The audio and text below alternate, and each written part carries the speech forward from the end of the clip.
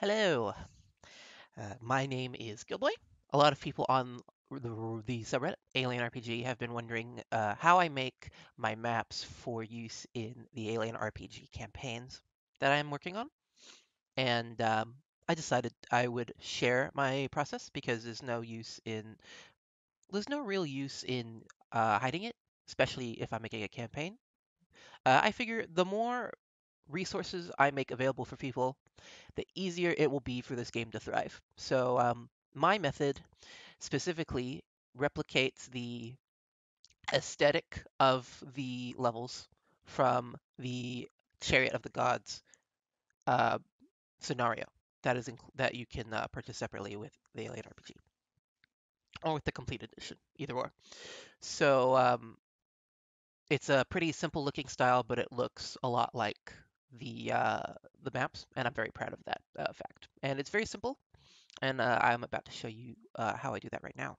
All right. So to start off, I am in Dungeon Painter Studio. Very nifty program. If you don't have it, you can pick it up on Steam for a few dollars. It's pretty good. And first of all, I will go up to here and I will make sure I have allow half selected. And that's just my workflow. So I'm going to make a very simple building and then I'm going to go with you guys step by step and you'll see my general workflow.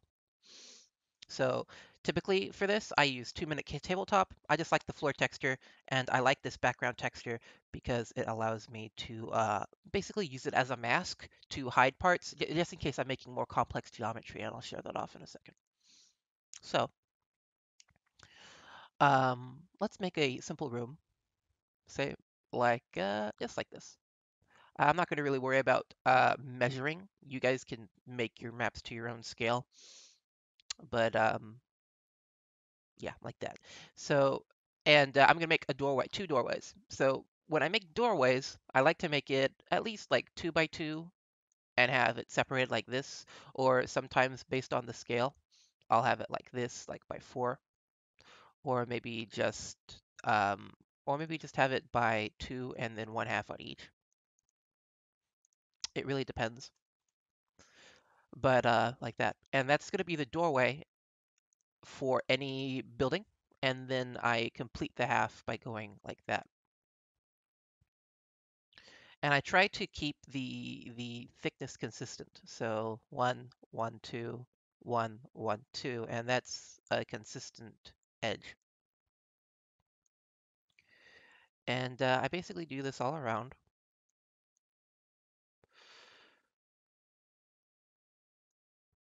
And I make my level. This is a little off, so I'm just gonna fix that. I don't know a lot of I don't know a lot of the shortcuts on Dungeon Painter. I'm still new to it, so forgive me if you guys know ways I can optimize. That works. So now so this is basically all I do in Dungeon Painter for the basic layout. I will have like a drawing on hand that I'll use to reference, and I'll show you guys some examples of some other levels I've made. Um, but after that, I will basically group this, and I will call it just floor base. And then I will switch what I'm doing to Dragonville. And I like Dragonville because they have this very clean wall texture. It's very straight. There's no weird bumpiness to it, and that's good for emulating what I want. And what I'll basically do is I'll just outline the whole level or where I want walls to be. Um, what's going to happen is I'm basically going to just export all of this in I'm just going to export this all in layers, and then I'm going to bring it into an image editing software and make it look like the level. I've tried making a map that can do this for me. Like I've tried making my own texture pack for the look of the levels, but I don't like how it turned out. I find doing this is easier because you're not so much when you're in Dungeon Painter, you're not really focusing on how it looks. You're focusing on the layout and if the layout is fun to play. And I think that's really important. All right. So we have this, right? That's pretty cool. Let's group that. Make sure everything's grouped. And we're going to call it outline base. So we have the floor base and the outline base, and we can toggle it. This is basically it. There are a few more things I do before I change. So for example, before I will go change it. So imagine I am, let's imagine real quick for a second that this room is a bit more complex, right? There's more stuff to it. It's a bit more hard, difficultly shaped. So let's make an example of that. So what I will do in these situations when I have a more complex building I'm trying to make is I'll go back to 2-minute tabletop, my grounds and floors, and I'll use cave tunnels. And I can make holes in here, but they're still very visible and they're easy to remove in a image editing software because the color for that I'm using is much different than the surrounding. So I can just click once and delete all of that gray, and then I have access to this.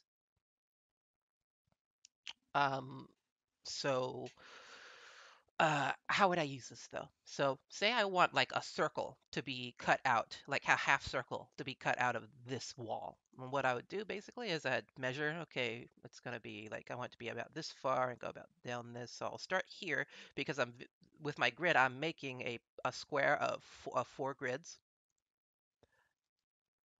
I'm making a square of 4 grids, and so I'll just, do that. And I like using this because it's not the same color as the background, so it's easy to see it, and you can easily click on it and know exactly where it is. So, like that. And then what I will do is I will, of course, uh, add it to floor base because I want that to be connected because I want it.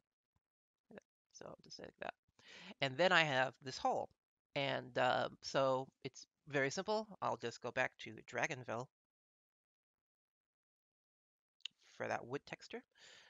Just click if my thing will work. Just click here and here, and then drag, and it'll fit. Now you might notice that there are these weird lines here, and the only way the only way I've been able to get across this is to simply just make the circle bigger. So say for example, I made the circle this big. It's a lot less noticeable to see that. Of course, the more intense you make the circle, the easier there's going to be a spot. But if it really bothers you, because this will make a bit of an artifact in Clip Studio, you can simply, just remove it in post in Clip Studio just by erasing it. Or there's another option that you can do that I will show off in Clip Studio. Right. But once I've done that, it's basically the same thing. I'm just going to draw, I'm just going to connect everything, and I'm only focusing on the shape of the level. All right. So that's how I handle stuff like that. And so I might not be entirely done yet. Uh, so I've done the interior, but what about the exterior? Typically, levels that you create, the levels in the book have like a shape of what you're in and then the interior shape. So what I do is, again, I just use walls and I will draw like I'll draw walls around my place and I'll export that alongside what I've made and that will work great. It'll just look pretty good um, if you follow what I'm doing. And maybe to do something like that, like that. And so I've made the outer bounds of my level. Um, and this is pretty much all I do in Dungeon Painter. I will do a few things else. So on this wood base that I've made, I will go into drawings, and this doesn't really matter as much. I'm going to make some bounds for my level. So up in the upper right-hand corner, I'll make a square. And then the bottom right hand corner, I'll make a square. And this is simply because when you export without adding these, Dungeon Painter likes to cut off the walls a bit because the walls are really just like perfectly thinly laid out across the grid. So it'll cut off anything above this grid line, like right here. It'll cut off anything below this grid line. And it's just a good idea to do this because when you export it, it'll crop to the bounds that you have set here. Makes make you tear hair out a little bit longer, a little bit less, not longer. uh, so yeah. So what I do now is first I will export this as is um, by going up to export to PNG and call it, to save it. Roll 20, transparent. Remove add coordinates. Make sure it's transparent and show grid on result. That looks pretty good. And I'm going to go to create PNG and let that finish. So I'm going to call this test map Reddit floor base. And that's typically my naming scheme. And then what I will do is I will select floor base and remove it and then export it like this.